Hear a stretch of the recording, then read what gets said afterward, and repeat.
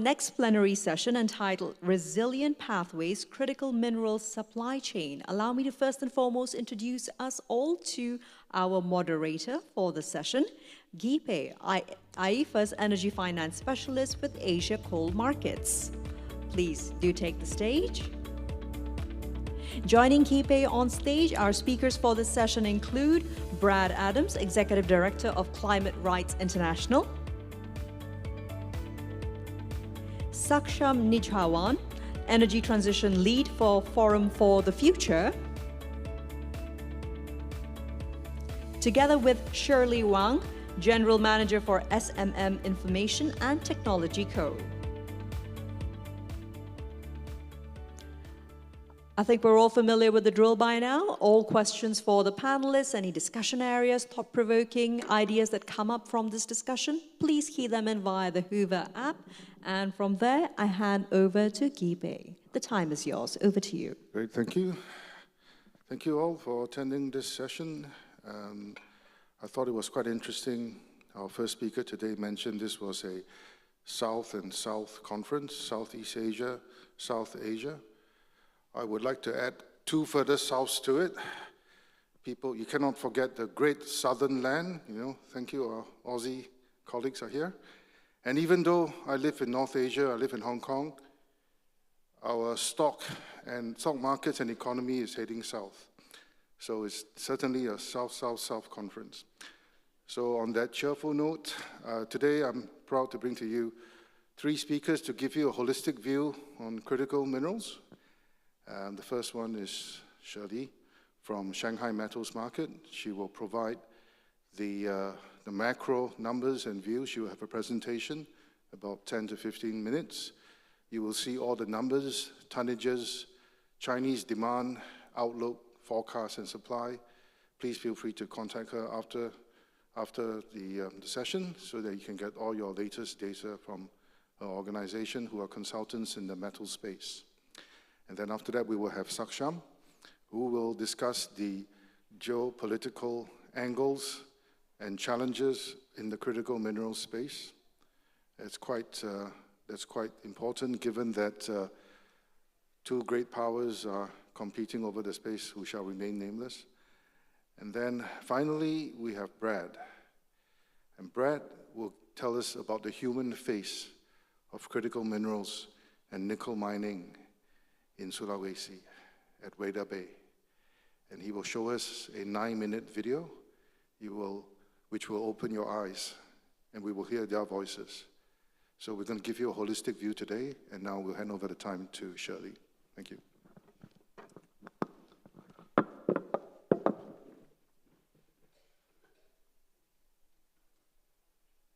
Morning, everyone. This is Shirley Wang from Shanghai Metals Market, and I'm the General Manager of the Nickel and the New Energy Research Department.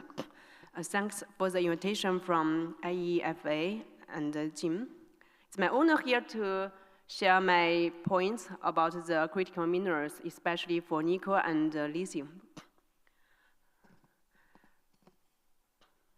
My sharing will consist of two parts. The first part is end applications for lithium-ion batteries, and then I will share some points about the nickel and lithium mining side.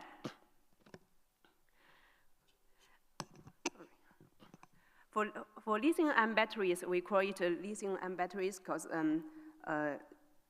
of the cathode materials of the battery.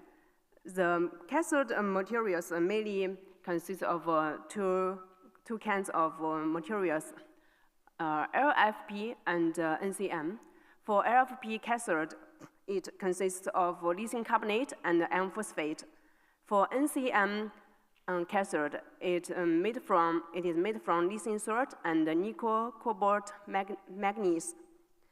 And the end applications growth rate will decide the demand of cathode materials. So let's go through the end applications. In the left finger, we can see is the figures of the EV market as well as the energy storage systems market. In the upper one, we can see the sales volume of the global NEVs.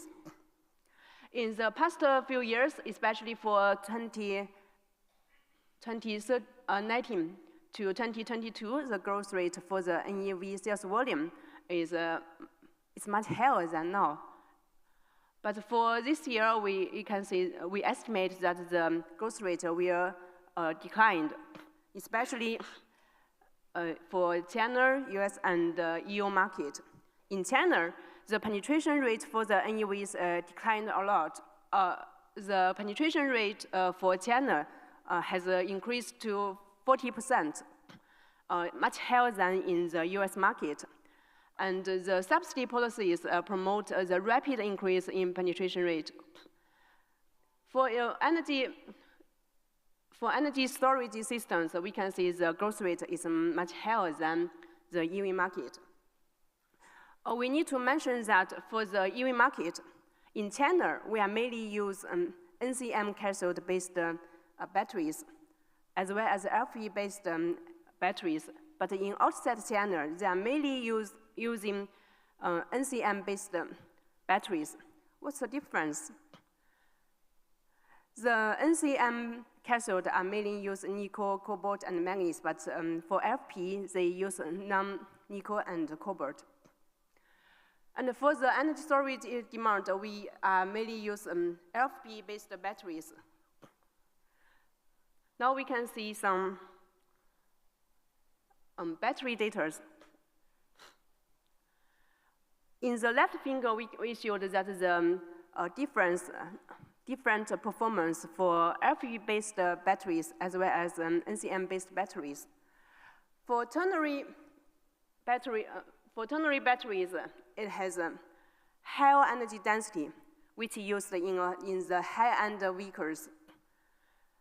And the ternary-based batteries have low temperature performance. But for LFP-based batteries, it has better cost advantages and high safety function. We can see that from 2021 to 2023, the proportion of LFP-based batteries increased a lot. Why? We can see in the red finger, the cost for both LFP-based batteries as well as NCM-based batteries increased a lot. So for the EV makers, like Tesla and some other makers, they are more willing to use low-price batteries, so they choose more LFP batteries. As a result, we can see that the cobalt sulfate price decreased a lot in the left upper finger. From the end of 2021, the nickel sulfate price decreased more than 50%, because the LFP batteries replace the market share of the middle and low series of NCMs, which I showed in the upper. And the proportion for high nickel NCMs, the proportion increased. And for the 8 and 9 series of NCMs, they are mainly using lithium hydroxide, as well as more nickel, less cobalt. But for the 5 series and the 6 series NCMs, they are using lithium carbonate, as well as more cobalt and less nickel. So the cobalt price decreased a lot. And then we are mainly focused on the market of nickel and lithium. As we can see in this map, Indonesia has become the biggest country who produce nickel mines. And we need to concern that a strange status that the Indonesia producers, the smelters, import nickel ore from Philippines. Why? It's strange.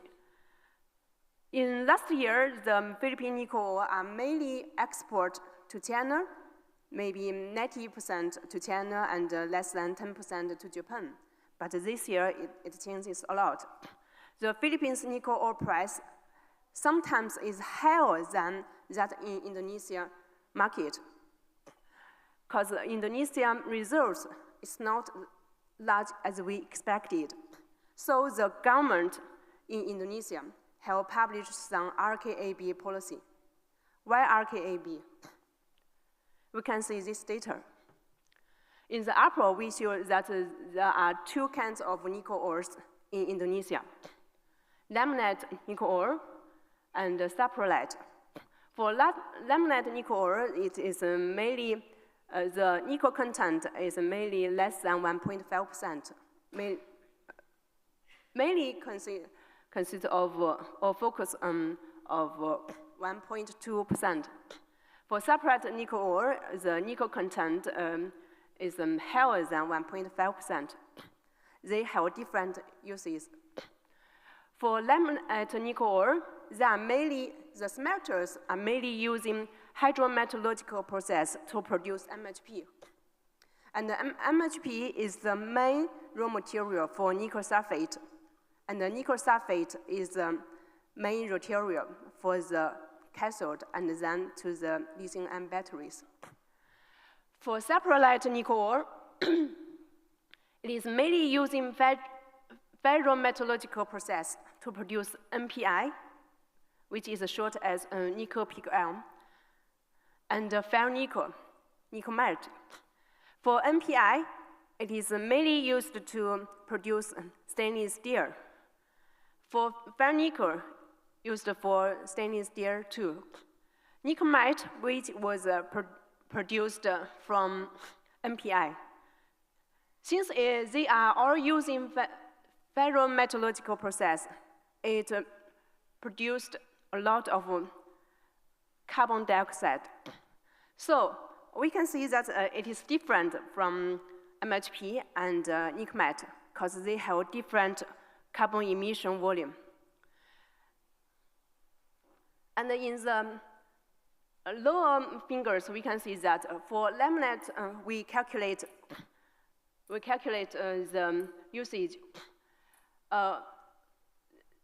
When we estimate the project production in the future, we get the result that the laminate nickel can be used for 20 to 30 years. But for saprolite, it can be used less than 10 years.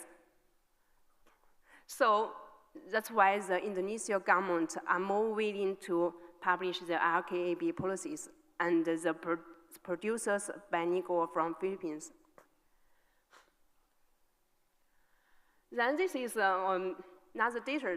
We showed some projects in Indonesia. We can find that there are more MHP projects rather than nickel metal. And we estimate that the operation rates for MHP will be higher than high nickel metal, because high nickel metal can produce more carbon. And for nickel metal, we can not only use it into nickel sulfate, it can be also used to produce electrodeposit nickel. So we estimate that MHP will be more used in the future. For lithium, there are a lot of countries have lithium mines. Australia, China, Chile, and they have different kind of resources. For South America, there are more brine, and the brine has lower carbon emission. And in China and Australia, they are spodumene or lepidolite. This is our estimation in the future. We can see that the spodumene and the brine will be the main raw materials, not lepidolite. So we can see that lepidolite in China is only a supplement. We need to mention that the proportion of recycled resource will increase. In 2022, the proportion for recycled resources is only 7% And we estimate that in 2027, the proportion will increase to 12%. And the main producers of recycled salt are in China. This is our data. We estimate that the theoretical amount of the metals in batteries. In the upper right finger, we can see that the volume will be very large. We are near 1 million tons of nickel from recycling resource. So, and we also know that the salt, not only lithium carbonate as well as nickel sulfate, the carbon emission will be much lower than the primary resources. So that's all I can say, that China is trying our best to do better, and we hope our future environment will be better. That's all my sharing, and this is my contact information. And you can also contact me on Hua app.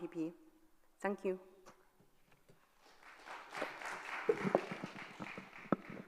Thank you, Shirley, for giving us the forecast and technical volumes that's required for both these two critical minerals. And with the industry background in place, let's all move on to the geopolitical angle, and over to you, Saksham. Hello. Thanks, Guy. Where would you want me to respond first, and where would you want me to start first? Just an outline of your concerns and the work that your organization does, and then we'll go with questions afterwards. Got it. Thank you. Cool. Thank you.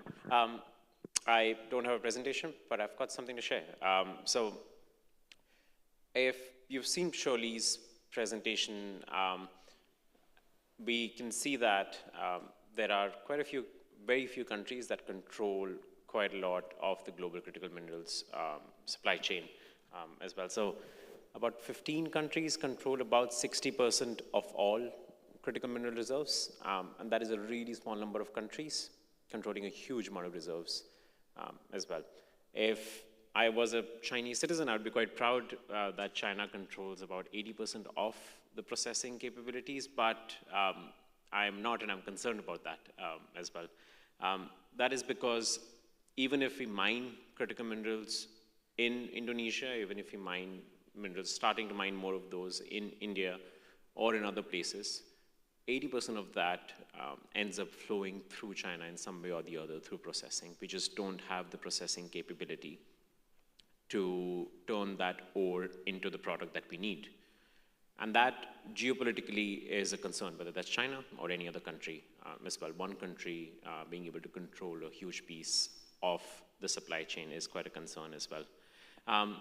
And therefore, there are reports by some of our colleagues that suggest that by 2030, we will start to see a demand and supply gap in these critical minerals, especially 10 of the most needed minerals, which include nickel, lithium, cobalt, manganese as well. There are projections that suggest that it could be met, but quite a few projections that suggest that there will be an increasing demand and supply gap. That means the push for decarbonization risks slowing down beyond 2030 as well. And this is my observation, as countries, as researchers, or even policymakers, we're really good at projections and numbers and data and long-term projections on what might happen in 10, 20, 30, 40 years, but we're really bad at planning beyond 5 years. And that's something that we need to enable countries and decision makers and even the industry to plan for the longer term, because we're not going to be able to shift away from China controlling 80% of the supply chain and more diversification in 3, 4, 5 years. It takes years to build processing capabilities as well. So that planning had to happen 5 years ago, but it needs to happen now as well on how we're going to diversify the critical minerals value chain. And one of the reasons why I'm speaking about diversification and not maintaining the status quo is because we are here talking about the energy transition in Asia, Asian countries are already demanding and increasing their consumption of critical minerals, and it's going to increase more and more as well, especially countries that are in the similar ballpark: India, Indonesia, Malaysia, Philippines. The consumption and the needs of the critical minerals are going to rise rapidly, along with some of the global superpowers of US and Russia as well. So while US looks at moving their supply chains and their production to more domestic production, along with their diversified trade partners, and moving away from, you're seeing that US has started putting high taxes or even bans on importing solar from China as well. We're going to see a lot more planning for production and processing in Southeast Asian countries, including India as well. So, where do we go from here? I've got a few recommendations, Guy, but I've made a little bit of an interjection in terms of where the status is, what are my concerns. I think we can speak a little bit more about where do we go from here, but a few points to throw into this discussion. One, geographic diversification is key. It's very easy to say that, and it's very difficult to do that because it's very difficult to bring together countries to come to a same agreement on what needs to happen, and also to make countries plan with each other apart from, beyond bilateral agreements. So platforms like these, but also platforms like ASEAN, platforms like G20 need to speak more about how do we approach planning for critical minerals, which is mining, exploration, processing, production, in a more holistic manner, and also with a longer-term point of view as well.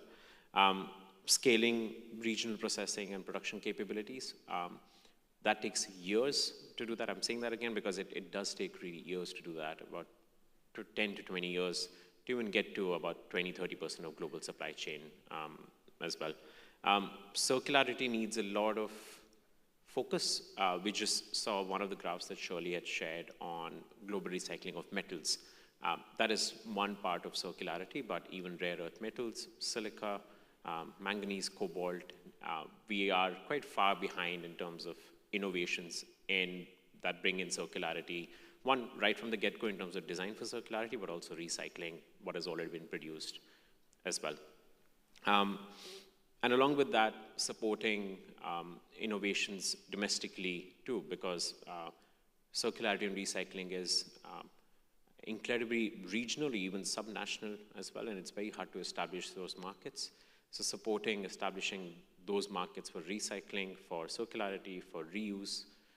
In India, there's a huge opportunity for repurposing as well, and that's something that needs focus too. And lastly, I think one of the things that we are going to hear a little bit more about in terms of when Brad will share his points will be on making sure that environmental and social concerns are right at the center of accessing critical minerals. And why is that? Because we don't want to repeat the mistakes of the past. All the extractive policies and mindset that we've seen in past mining across the globe, not just in one particular region.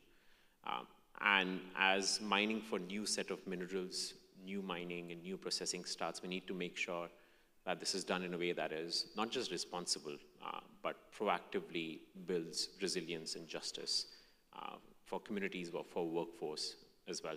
So I think there is enough examples in the past to know what not to do, but there also needs to be work that needs to be done on knowing what is the way to go forward so that we just don't bring the historic extractive practices into new mining, into new exploration as well. We're already seeing some of those concerns come up. In Chile, there are huge concerns around water table being impacted and contamination as well. We're seeing concerns on deforestation around new mines that are going to open up and have started as well, whether it's in Australia or Indonesia as well. And I think, Brad, you're going to speak about some of those too. So I'll stop here, Guy. Thank you. Yep, thank you, Saksha. And before we get Brad to get to the podium, we have a poll for the session today. And could we just put the poll up there? There you go. Are environmental and social concerns been given enough consideration by stakeholders? And I think the answer is no. And with that in mind, we shall hand you over to Brad. Thank you, Brad.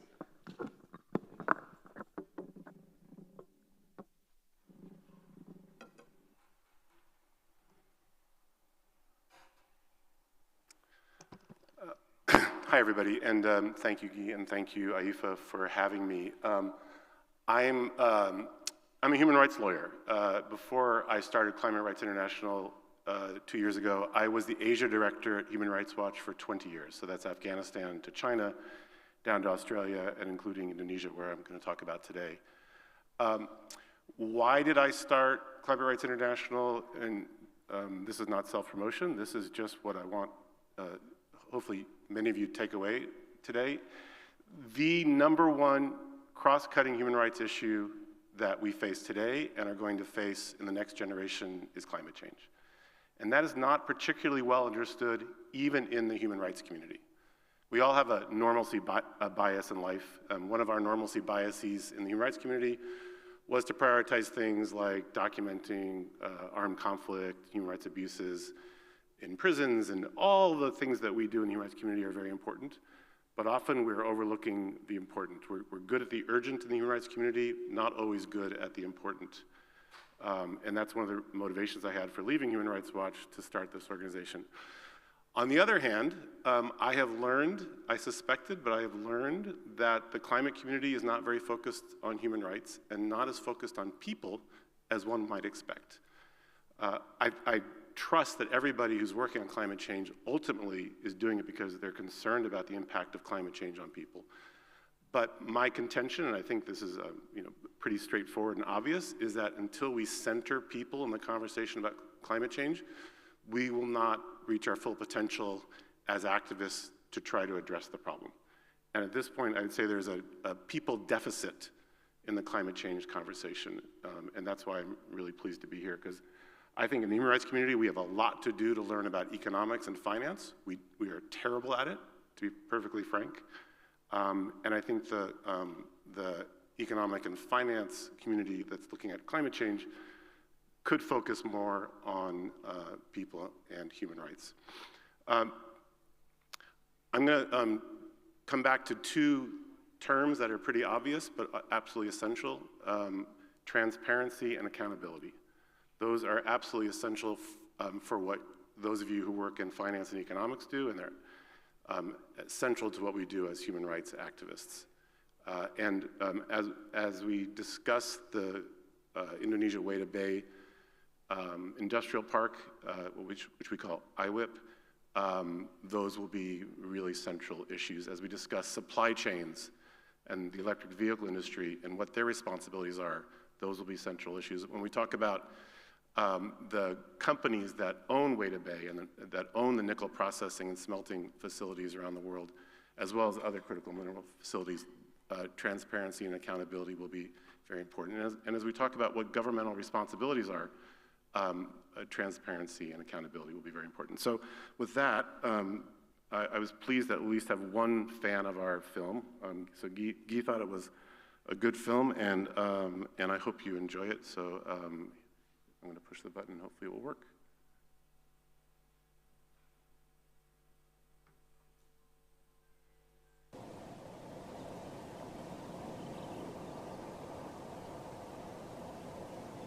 Beberapa tahun terakhir kan sedang tren EV untuk kendaraan listrik itu, dan itu kan salah satu bahan baku untuk baterai listrik kan nikel yang diambil dari wilayah kami.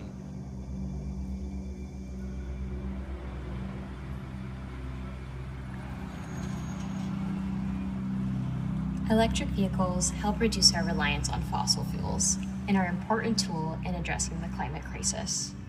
To meet the growing demand for EV batteries and other renewable energy technologies, more critical minerals are needed. But in some places, the rapid drive to mine and process minerals for electric vehicles and their batteries is causing serious harm to people and the environment. Indonesia is the world's largest producer of nickel, a critical mineral used in EV batteries. Global EV companies like Tesla, Volkswagen, and Ford source nickel from Indonesia.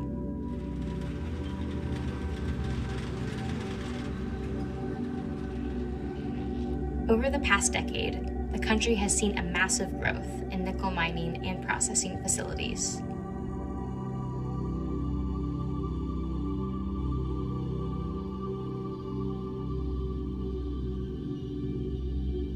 One of these projects is the Indonesia Weda Bay Industrial Park, or IEEFA, located on the remote island of Halmahera. IEEFA is a joint venture between 3 private Chinese companies, and it began operations in 2020.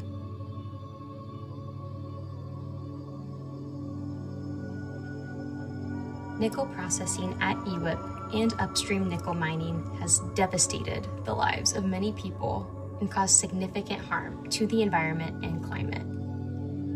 Nickel mining is a significant driver of deforestation, which contributes to the climate crisis and biodiversity loss. In Halmahera, thousands of hectares of forest have already been cleared in nickel mining concessions. Land acquisition by some companies has been linked with human rights abuses. In some cases, people's land has been grabbed by companies. In other cases, people were intimidated into selling their lands by police officers, members of the military, or company representatives. In Gemef, one of the closest villages to IEEFA, some residents' land has been destroyed and taken by IEEFA without consent or compensation.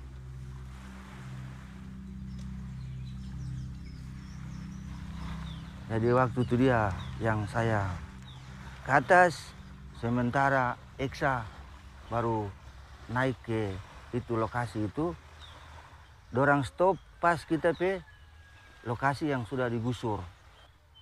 Tanpa melalui saya, dorang sudah masuk gusur. Berarti itu penyerobotan dan pencurian. Sampai sekarang ini belum adakan pembayaran. Itu dari perusahaan cuma janji-janji saja, bilang nanti bayar, sampai sekarang belum adakan pembayaran. Jadi kalau boleh, saya itu minta keadilan. The nickel industry at and around IEEFA is also affecting the traditional livelihoods of local farmers and fisherfolk. Traditional fisherfolk in Gemef have found it nearly impossible to continue fishing. Kalau sejak dulu awalnya perusahaan itu, kalau saya melaut itu dalamnya itu 0,5 kilo dalamnya. Itu yang saya dapat itu sekitar 2-30 kilo setengah hari. Yang tadi saya kasih tunjuk sama Bapak. Tapi sesudah perusahaan ini, saya mancing itu, saya dayung itu sekitar 2-3 kilo dalamnya. Ya kasihan itu dapat itu ukur-ukur. Ada kalanya tidak dijual karena tidak dapat, karena ikan mulai menjauh. At IEEFA, nickel processing is powered by new captive coal plants that directly power industrial activities. Once fully operational, the 12 coal plants at IEEFA will provide an astonishing 3.78 gigawatts per year. That's more coal consumed by Spain or Brazil in a year. Yang saya temukan tuh bermacam-macam limbah. Limbah di laut, limbah di darat, dan limbah di udara. Kalau limbah di udara itu berasal dari asap PLTU. Begitu saya ke kebun saya lihat sebagian tanaman saya tuh mati.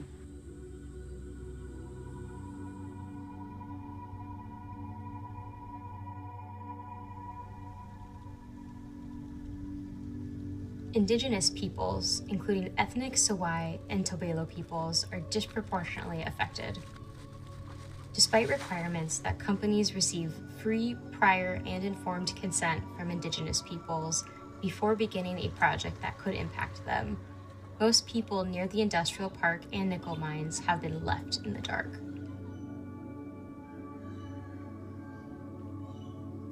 Not far from Gemef, in the coastal village of Segea, residents believe that upstream nickel mining is polluting their main source of drinking water, the Segea River.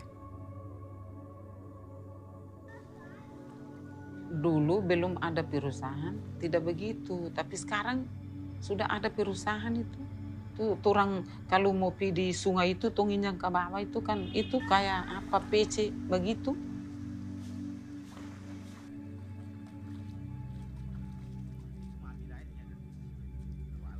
Buat masyarakat itu penting. Penting karena masyarakat juga kalau orang masyarakat lain tidak minum air gelong, dorang minum ini air ini. Tapi sekarang mereka mau minum juga, dorang juga mau takut. Sering-sering anak-anak bermain itu dorang bilang, air di bawah sudah limbah. Iyo memang jelas.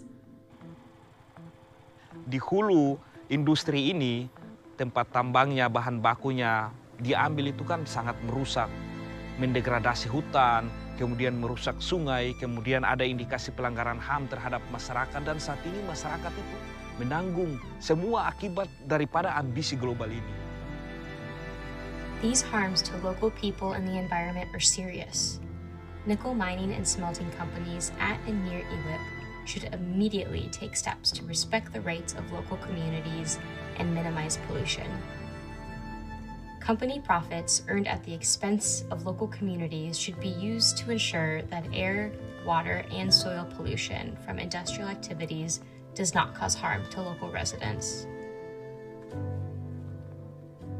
Companies should ensure that people are fully and fairly compensated for their lands and immediately stop the development of new coal plants and transition to renewable energy.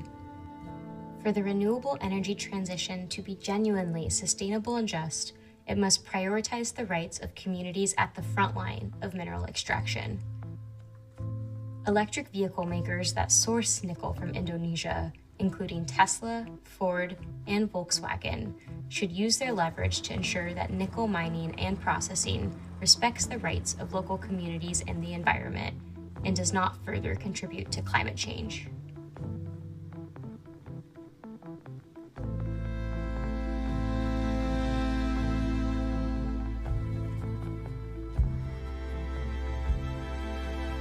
Mereka mengkampanyekan di barat sana, di kota-kota, bahwa kendaraan ini adalah ramah lingkungan, rendah karbon. Tetapi kan kalau teman-teman di sini bilang ya rendah karbon tapi tinggi korban, karena banyak yang dikorbankan. Ya, kami di sini menikmati dampak kerusakan lingkungan. Ini kan sebuah ketidakadilan dan paradoks.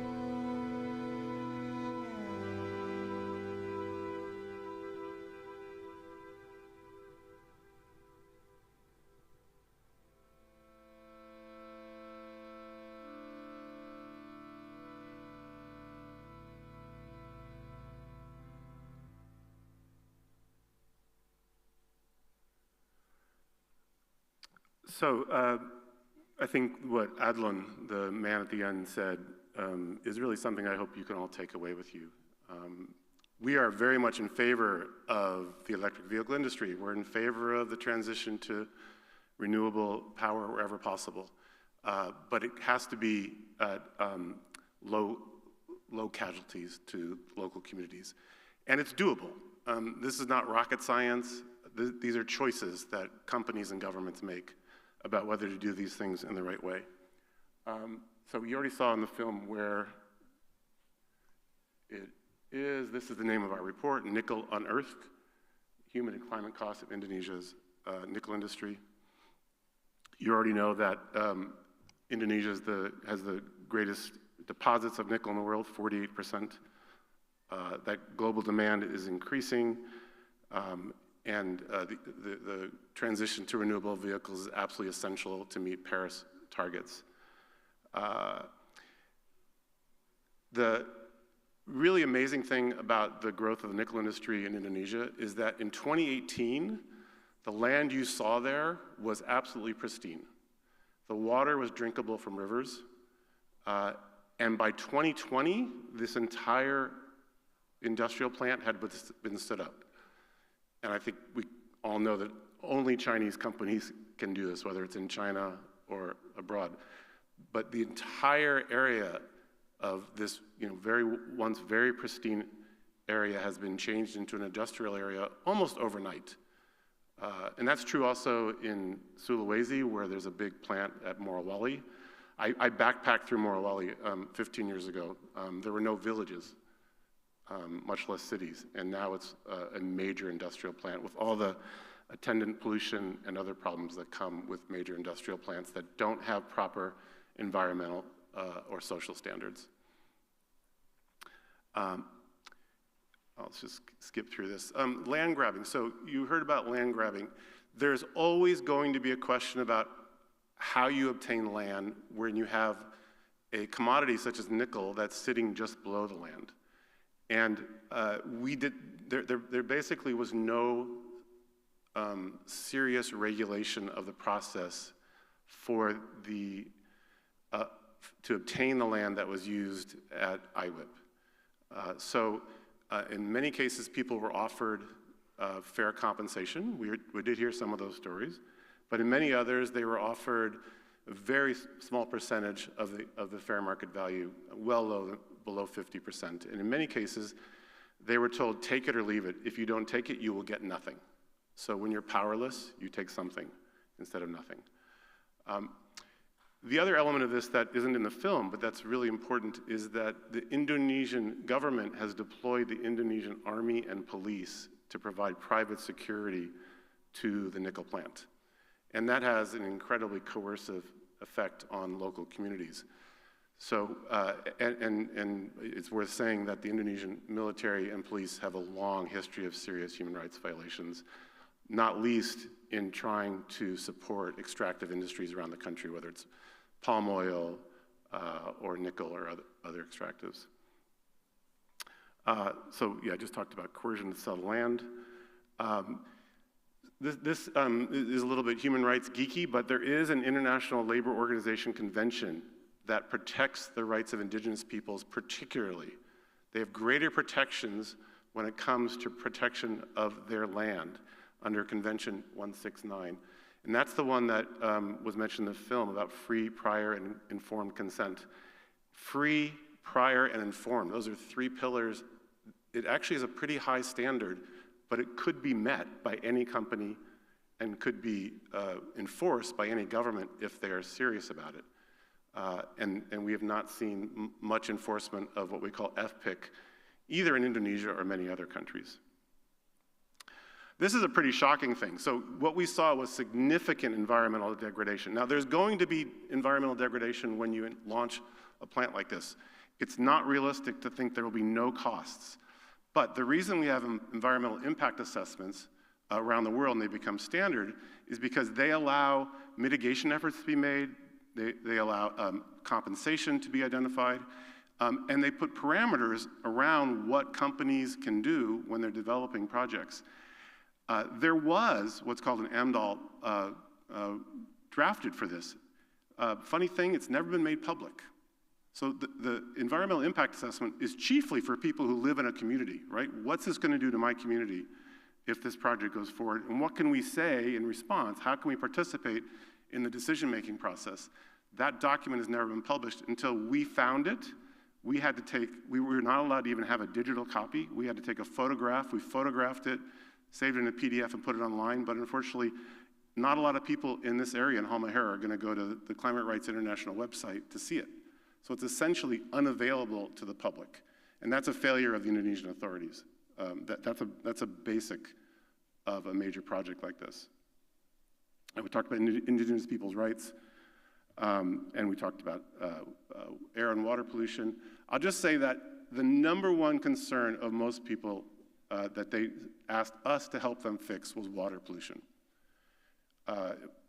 Not the land grabbing, not the air pollution, not even loss of land.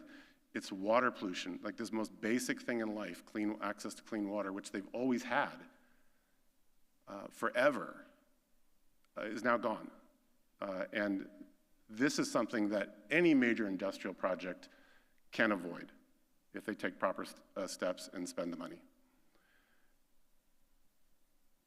Okay, so how does a climate project, why is Climate Rights International interested in this? Well, we learned early on what was kind of an open secret, which is that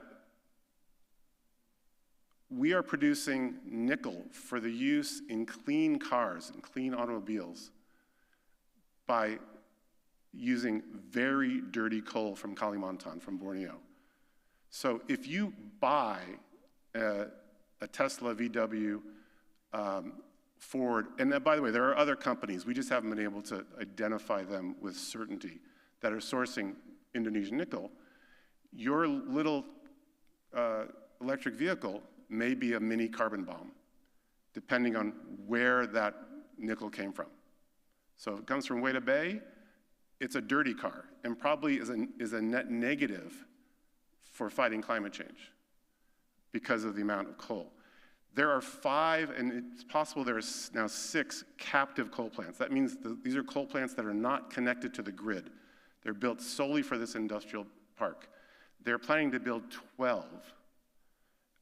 It's essential that they move from the use of coal to renewables, and they don't build the rest of these captive coal plants. Otherwise, the nickel is essentially, has the capacity of contributing to the climate crisis, not mitigating it. I talked about transparency earlier. It's very hard to know who the beneficial owners are of the entire supply chain. And I'll get to this in a minute, but actually our project, our work on this is largely a supply chain project because we think that's how we're going to get good results. The named companies that own Weda Bay are here, but we in our research found there were more than a dozen companies that had the same mailing address in Singapore to a single office that was unoccupied.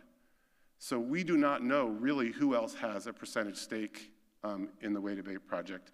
And without that kind of transparency, you can't have accountability because you don't know who to address your concerns to and who's benefiting from it. This is a list of companies, and I will share the PowerPoint later, so I'll move through this. Aramet and BASF, 2 very large companies, one French, one German, have recently pulled out of a planned $2 billion nickel investment, largely because of the concerns that were raised in this report and by other groups.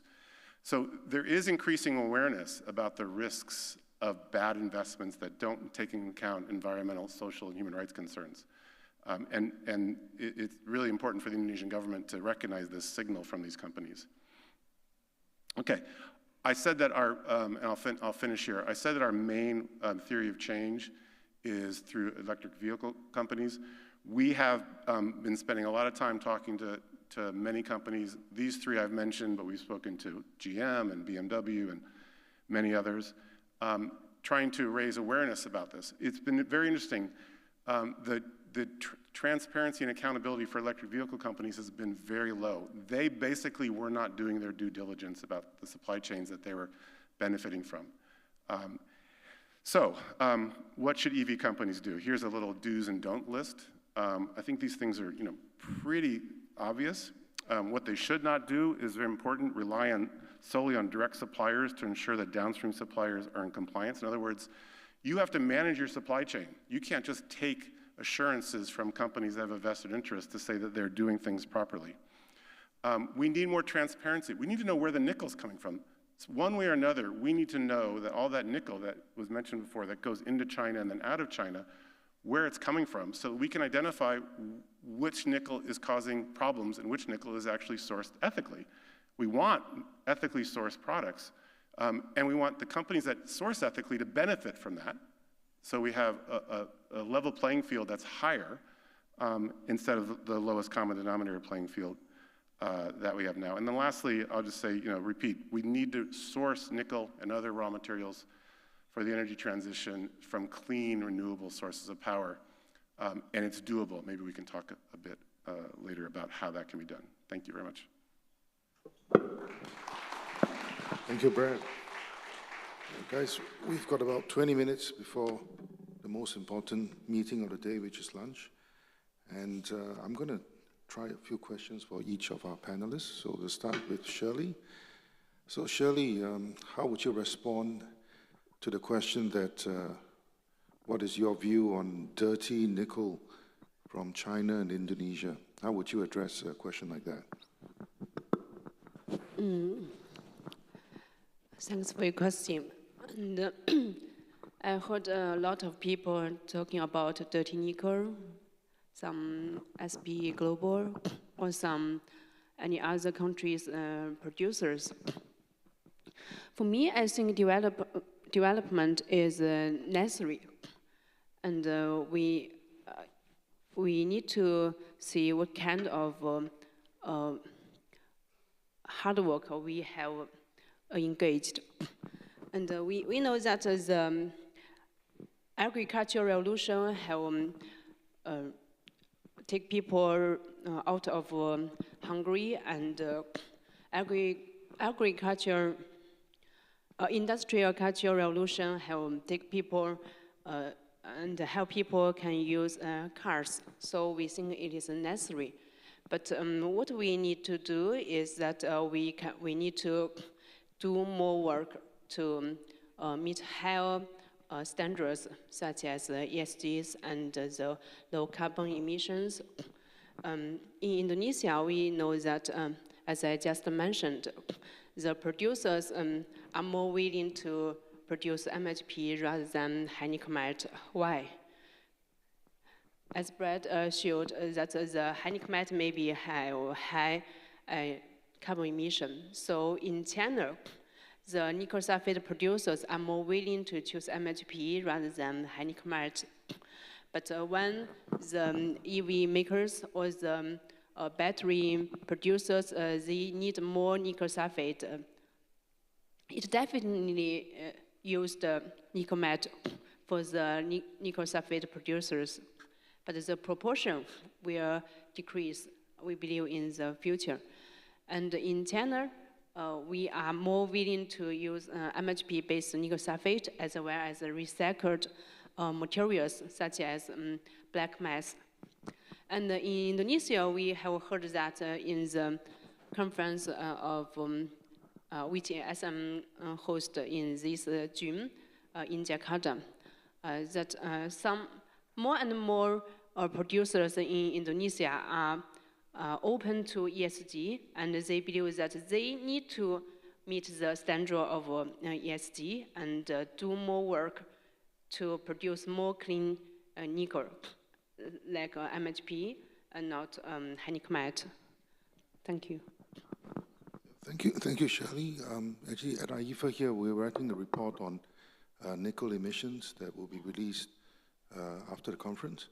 And just by way of background, for an MHP product, you use a leaching process, and your carbon footprint is 16 tons of carbon per ton of nickel.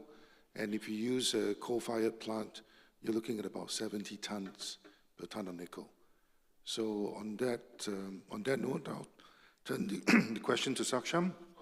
Saksham, I guess, the social impact, environmental impact of the supply chain is a big factor, and Brad's very powerful and timely presentation. And how would you respond to the question of environmental and social costs in the supply chain? Thank you. I think, so when we speak about ESG reporting, and when we say that companies need to up their ESG reporting, where they're not reporting, they need to start reporting, and where they are, they need to become more transparent. Most ESG reporting is still passive. So you've done the damage, you've done what you wanted to, and then you're reporting on, well, how was my environmental performance? How was my social performance? And it's much harder to go back and change what you've already done. You've seen the photos and the videos that Brad shared, and it would be incredibly hard to reforest or bring back the forest that was lost in the same way as it was before that mining. So you can report on how much forest you have, how you've managed it, but ESG reporting is only, in most cases, a passive tool. What needs to happen is, that is bare minimum. There is, that is unquestionable that it needs to happen. But beyond that, I think we need better, more ambitious, and more proactive guidelines and tools to help plan better as well, and that's something that doesn't exist. It's mostly compliance-based, which is bare minimum that companies need to do, that investors ask companies to do. So it needs to be both carrots and sticks. You need to incentivize proactive measures that account for how are you going to build resilience of communities that are going to get impacted? How are you going to look at well-being and resilience of the workforce? And how are you going to build standard transparency mechanisms across the industry, across the globe, especially when it comes to critical minerals, because it's incredibly hard as well. Nickel mined in Indonesia, some of it goes to China to get processed, gets turned into products, comes to India or other countries to get manufactured into batteries, into solar, into cars, gets shipped to the US as a final product. It is like a game of Chinese whispers where, when you talk about transparency, there is no one way to get that transparency. So what gets reported from one country is very different to what gets asked in the other country, very different to what the investor in a fourth country is asking. It is incredibly hard to bring that level of transparency and accountability, and that's why this is such a complex space as well. So at bare minimum, ESG reporting, yes, but investors need to start incentivizing better, ambitious, proactive performance that goes beyond what the law requires. And that's something that doesn't happen. It's only bare minimum that gets done because there is no incentivization. And when it comes to the sticks, we need to look at what might be disincentivization measures to not doing things right as well. Unfortunately, Brad, what might happen is that Ford, Tesla might pull out and might stop sourcing nickel from there, but other car manufacturers who are looking for cheap nickel might come in and fill that space.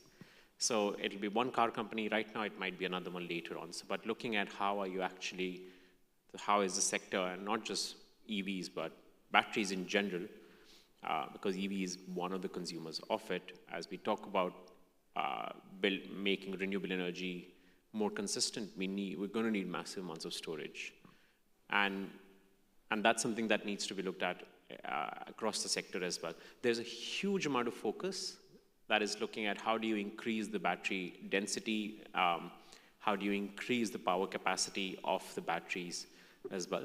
There isn't enough research and innovation on how do you make it more recyclable, how do you make it more circular right from the design, but just simply how do you make it more easy to get recycled, more economical to get recycled, how do you build feedback loops as well. That's not where research is happening.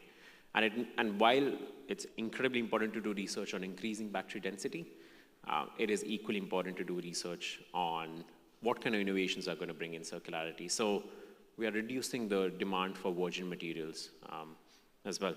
And lastly, I think also what needs to happen is in some cases we need to define no-go areas, even if there are reserves in there. So those areas are coming to an agreement on the environmental and social costs of exploiting those areas will be insurmountable. And those areas need to be defined that these are no-go areas, irrespective of whatever is under that piece of land. Whether it's seabed mining as well, because that is a huge concern that is coming up. And that needs to happen too. Why that is not happening, it's incredibly complex. It needs global cooperation, it needs regional cooperation. Folks like us can talk about it, but we're not the decision makers. So we need to inform decision makers on it, and it needs different levers to be pulled from all different directions, including the investment community, including industry as well. Yeah, thank you, Saksham. And we have a question for Brad from the audience in Hoover. Sustainable finance taxonomies are becoming the norm. How can these taxonomies integrate human rights? What cross-cutting global proxy standards must be included to ensure that human rights are protected when we invest in renewable or green technologies? Over to you, Brad. Great question. I'm just pulling up a slide that I didn't get to, but I want to share some of the information that will address a little bit of this. There are a lot of initiatives right now to look at how to come up with a framework for dealing with critical minerals. transition minerals, critical minerals. There's a debate about which term to use. We participated in an OECD meeting in Paris a couple of months ago, which was had high representation from governments and EV makers. There is a very important report coming out on the UN Secretary General's panel on critical energy transition minerals, the UN Secretary General. This will come out, I think, during the Climate Week in New York in a couple of weeks. That has taken a wide range of views, both from industry and from civil society. When President Jokowi visited the United States and went to the White House, the #1 issue on their agenda was nickel. 2 or 3 years ago, that was unthinkable. The US and Japan are signing a critical mineral agreement. Indonesia and Australia are signing agreements. So there's a lot of discussion in this space. And our challenge, and this is, I want to share this challenge with you, people who have, we can access prime ministers, foreign ministers on human rights issues pretty easily. I mean, that's what I do, and that's what my colleagues do. They will write down what we suggest to answer the question that was asked from the audience on sustainability and finance, but they're not going to look to us for the expertise. They're not going to trust our advice about what they should be doing. They'll trust your advice. And so it's very important for these recommendations because you have access to finance ministers and prime ministers yourselves, and to make sure that they get the kind of technical advice that they completely trust. I'll just answer this question in a fairly succinct way, which is that companies are most concerned about regulation, legislation, litigation, and reputation. And we need to have a strategy that addresses all those things that will push them in the direction, along with market incentives, to decide that building sustainability into their products is added value for them. And we have a particular opportunity here with the electric vehicle industry because right now, while it's still, outside of China, a small percentage of the total market, the consumers of electric vehicles are very environmentally and climate conscious. Many of the people who are buying these vehicles are spending more money in the short term because they care about their carbon footprint and they care about sustainability. So that we've been talking to companies, and I'll tell you, one of our engagements with Tesla has led, I believe, directly to them saying in their most recent annual sustainability report that they are going to be pressing the Indonesian nickel industry to move from coal to renewables. So they're getting it. And we made this point to them. This was our argument. You are going to lose in the marketplace if you don't get ahead of this, because there will be someone else who will be doing this. This is a really good opportunity because if we're lucky in 10 or 20 years, and almost all the vehicles are electric vehicles, at that point, the consumers will be the general population. They won't have a particular proclivity for environmental consciousness. So now is the time to get this industry set up on the right footing. Great, thanks. Thank you, Brad. On that note, trying to take a question from the audience here. What is the outlook of critical minerals processing, transitioning away from coal? There are 2 companies in Indonesia doing that right now. The first one is Vale. When I first met them in 2004, they said they had a 7-year program to build hydropower dams. They succeeded. They got 365 megawatts from 3 hydropower dams. And their carbon footprint is 40% of the highest one, so they're 28 tons. And the second one is Harita on Obi Island. They've got a 300 megawatt solar plant coming on next year. In Nickel West, in West Australia, they've been using solar and wind there as well. So it is possible, and Indonesia is moving in the right direction. And since we have Shirley, who's based in Shanghai from China, let me just ask her a similar question. What are Chinese companies doing in terms of moving towards net zero in this space? Okay, thank you. Actually, we have talked to some big companies in Indonesia as well as in China. they actually are doing works for one, I don't say its name, the biggest company maybe in Indonesia, they have using more wind or hydrogen, and the most work they do, I think, is they are using more energy storage systems to storage their power. But in the past few years, they didn't. So I think they are using more tools, or they are thinking about the ESG and do work. Yes, and in China, people are more willing to use the low carbon materials.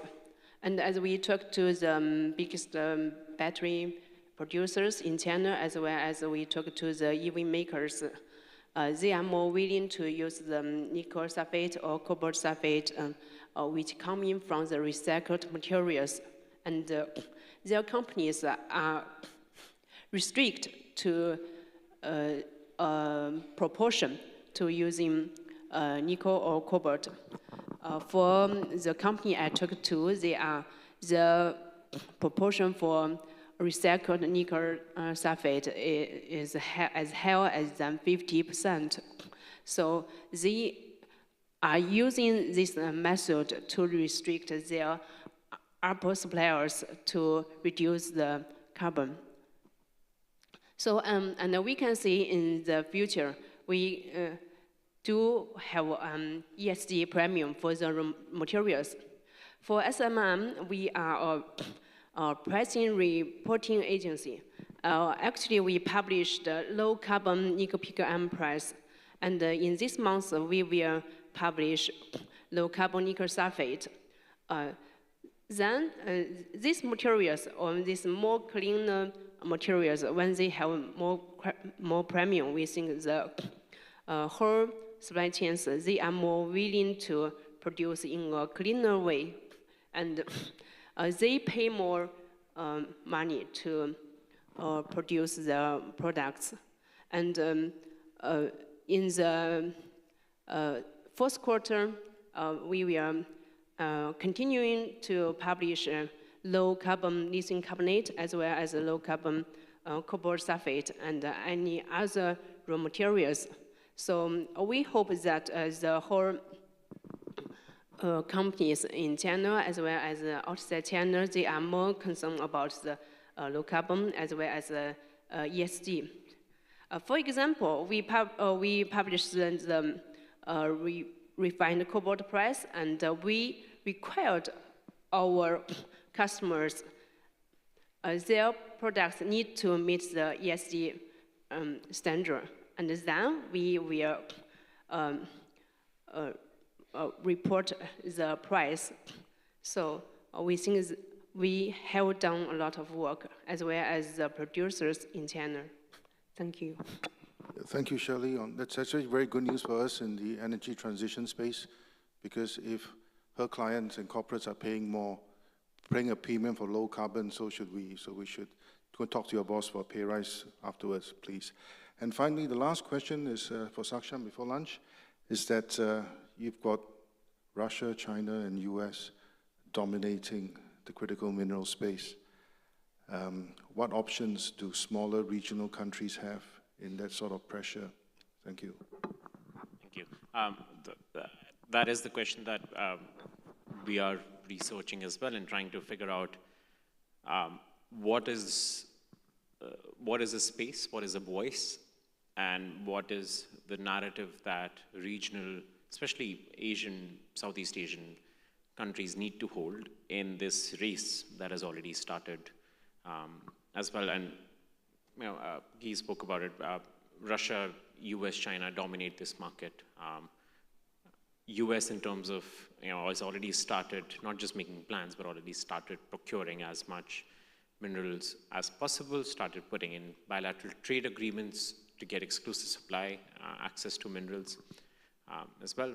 Russia and China are quite big on processing, and with some strong regional blocks as well. And where does that leave India, Philippines, Malaysia, the Southeast Asian countries in this space as well. So we spoke about there starting to be a widening gap from 2030 onwards in demand and supply. That means that gap is going to risk countries like India and other Southeast Asian countries in terms of the minerals they can access. That would mean two things, either or and, that the prices of raw materials, prices of processed materials go up, and it's harder to procure them as well if we are not planning for them proactively and for the longer term as well. This risks slowing down the transition or making it more expensive than what we have planned for, or both of them as well. This also means that regional, global cooperation will be harder to find because countries start to compete and retreat and start to friendshore, start to make more stronger friends to get exclusive supply. And countries that don't have that much power then start to lose out on the race. Where can we go from here? I think one, there is a need for regional countries in Southeast Asia, along with India, to come together and have a shared vision and a pathway towards how the countries are going to secure and access their critical minerals. Second, we need to invest more in processing, regionally, domestically, as well, so that the supply chains are not very reliant on countries outside, and we're not waiting for finished products to come to our shores, or for ore to go out of the country and get processed somewhere else and then come back as well. And that's something that I think Indonesia is thinking about, although with fair share of concerns. And lastly, these countries need to invest quite heavily on circularity, on innovations, on design for circularity as well, along with working with the global north in some tech transfer on these innovations. US is quite far ahead, easily 5-10 years ahead in terms of innovations on circularity in some metals and some minerals compared to Southeast Asian countries. And that's where, when we, that can be connected to the wider discussion when we talk about climate finance, when we talk about tech transfer from global north to global south. That's something that can happen as well. And lastly, I think building, policymakers and for decision makers, this is one of about 100,000 issues that they need to be concerned about. So it is our jobs as think tanks, as experts, to be able to build this knowledge, build this research, and inform the decision makers on what does long-term planning look like, so that it's not just a transition that we're focusing on, it is that just element of the transition that we're focusing on equally as well. Because I think there's a high risk of that just element just completely dropping out and us focusing on the transition as we move ahead. Okay, can I just make a couple of quick points? One I want to say is, while I'm a human rights activist who's criticized China's human rights record for a very long time, I think it's very important that this does not turn into an anti-China conversation. I think that would have significant unintended consequences that would be harmful, and in the long run, this needs to be, there needs to be a way of figuring out how to diversify supply chains without it becoming anti-China. Number two, in the race to develop multiple sources of natural resources, such as critical minerals, it's important for the United States, for example, not to mute itself on the human rights issues that are related to it. This is a very common pathology. You want something from a country, so you stop complaining or stop bringing up their human rights situation. Sophisticated foreign ministries around the world can do both. They can walk and chew bubblegum at the same time. And so it's very important they don't sell out the communities we just saw in the film in Halmahera to get deals with countries like Indonesia on critical minerals. And then the last thing I want to say is that for an organization like mine, I've spent years dealing with officials and the media at a high level. We get attention to our work pretty easily. I want to give a shout out to Angelina here at Bante Kita, a Filipino organization. Go and stand up, Ray, so people know who you are. They just released a report today on the nickel industry in the Philippines that's addressing a lot of the same issues that we are, and it's very important for national and local groups to get the kind of support that we might get at Climate Rights International for their work. It's absolutely essential that this work is grounded at all levels, international, regional, national, and local. And so I hope you'll check out their work. The organization is called Bante Kita. Thanks a lot. Thank you, Brad. And on that note, we shall end this panel. Thank you all. Thank you. Thank you very much indeed, Guy, and all the panelists for those excellent insights on resilient pathways, critical minerals supply chain. May I ask for you all to step forward for a quick group photograph before you leave the stage. Thank you. Ladies and gentlemen, that brings us to the much-awaited lunch hour. Please proceed to the Lake Garden foyer for a sumptuous lunch prepared by Hilton Kuala Lumpur.